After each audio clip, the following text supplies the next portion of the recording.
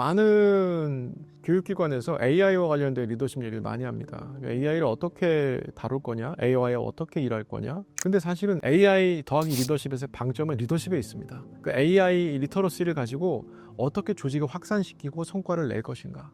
구성원들이 AI 이야기를 했을 때 AI로 그러면 어떻게 가려고 하느냐, 어떻게 되려고 하느냐, 우리는 어디로 가느냐, 이런 것들이 눈높이를 좀 맞춰가는 작업이 필요하겠죠. 반갑습니다. 롯데컨설팅 박우춘입니다. 오늘은 복잡하고 불안한 시대, 리더는 과연 무엇을 해야 할지, 그리고 그 대안이 될 수 있는 L4S 리더십 과정에 대해서 함께 나눠보려고 합니다. 리더십을 이야기할 때 항상 우리는 서 있는 곳을 생각합니다. 여러분 지금 어디에 서 계십니까? 새로운 준비를 위한 중요한 결정을 해야 합니까? 반전을 만들지 못하면 영영 기회가 없는 마지막 벼랑 앞에 서 있습니까? 새로운 시작을 기대하는 설레임의 순간입니까? 서 있는 그 자리에서 리더로서 가장 힘들다고 느끼는 점은 무엇입니까? 세상이 변화한 만큼 리더십도 다른 요구를 받고 있습니다.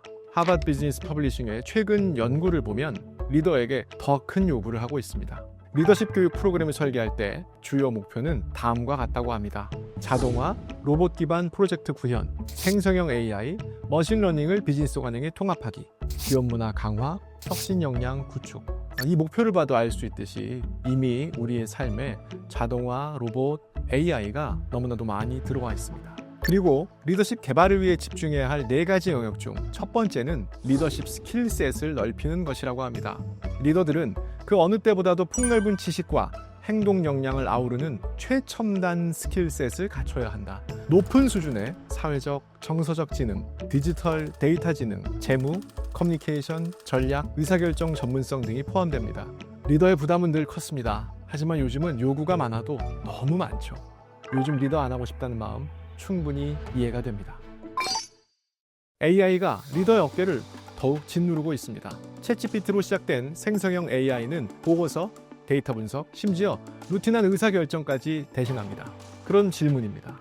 AI가 우리의 일을 대신한다면 우리의 리더십은 어떻게 달라져야 할까요?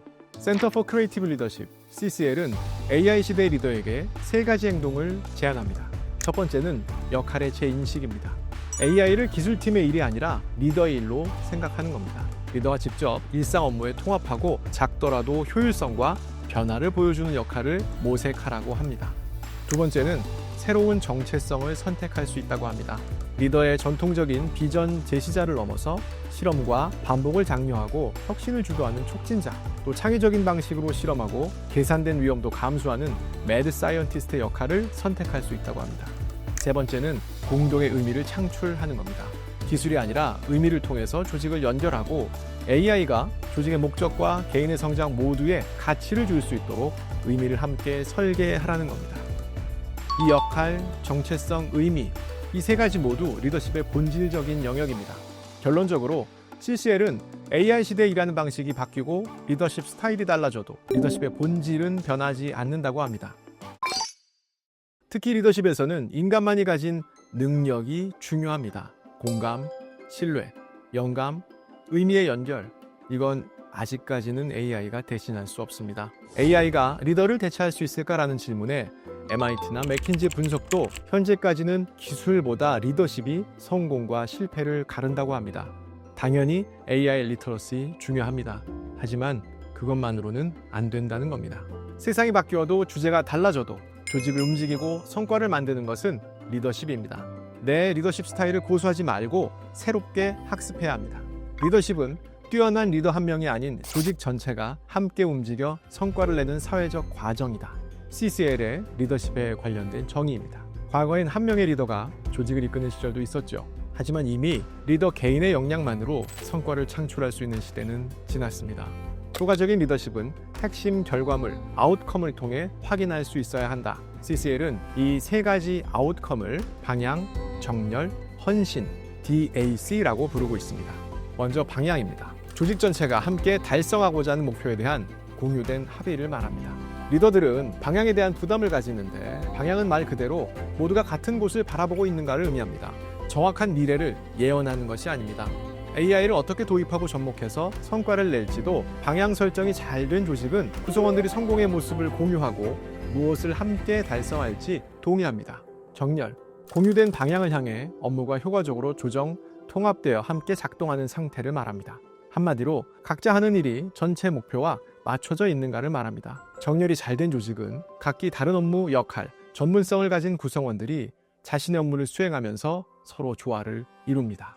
헌신, 개인의 성공뿐만 아니라 조직 전체의 성공을 최우선 과제로 여기며 구성원 간 상호 책임감이 높은 상태를 말합니다. 사람들이 목표를 자기 일처럼 책임지고 추진하는가를 말합니다. 단순히 시키는 일만 하는 것이 아니라 내일이다라는 주인의식을 갖는 것이죠. 헌신이 잘 작동하는 조직은 구성원들이 조직의 성공과 발전에 책임감을 느끼고 서로 신뢰하고 특히 어려운 시기에 함께합니다. 헌신이 없는 조직은 전체 이익보다 자신의 이익을 앞세우며 쉽거나 얻을 것이 있을 때에만 조직에 기여합니다. 어려운 시기에 조직을 떠나게 되는 거죠. 복잡하고 불확실한 시대일수록 리더는 DAC를 만들어내는 데 더욱 집중해야 합니다. CCL의 DAC 프레임워크는 리더에게 나는 리더십을 발휘하고 있는가? 보다는 나는 우리 조직 구성원들이 리더십을 발휘할 수 있도록 돕고 있는가? 라는 근본적인 질문을 던지게 합니다. 리더십은 사람과 사람이 연결될 때 만들어지는 힘입니다. 이 모든 역할과 경력 단계에서 반드시 필요한 필수 리더십 역량을 CCL은 Fundamental 4라고 부릅니다.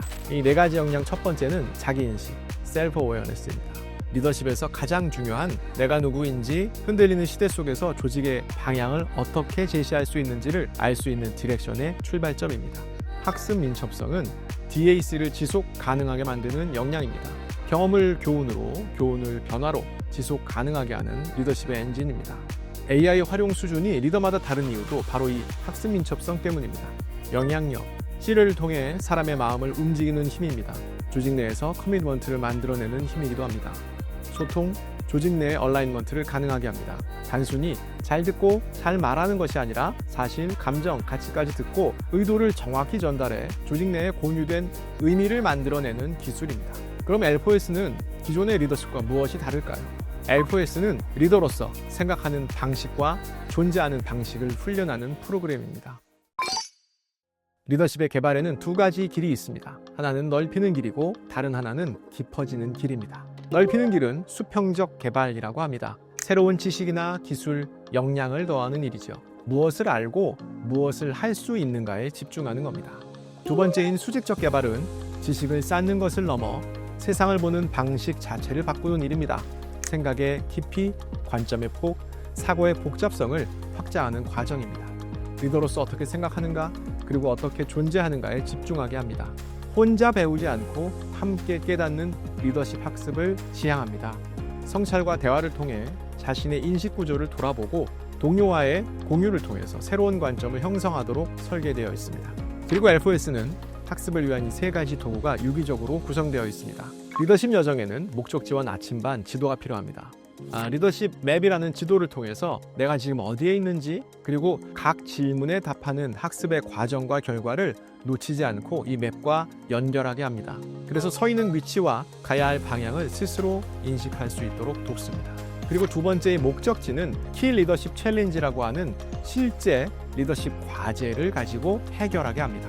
현실의 문제를 그대로 가져와서 배움이 생각에 머무르지 않고 행동으로 전환되게 합니다. 구조는 같지만 그 내용과 적용이 달라지는 것은 리더의 실제 과제를 다루기 때문입니다. 나침반이 되는 셀프 어세스먼트. CCL의 수만 명 리더 데이터를 기반으로 만든 48문항이 상당히 중요한 역할을 합니다. 나는 어떤 리더로 행동하고 있는가를 실제로 관찰할 수 있는 탁월한 리더와 자신을 비교하며 구체적인 실천 방향을 설계합니다. 이 진단은 진단 항목이기도 하면서 바람직한 행동의 기준이 됩니다.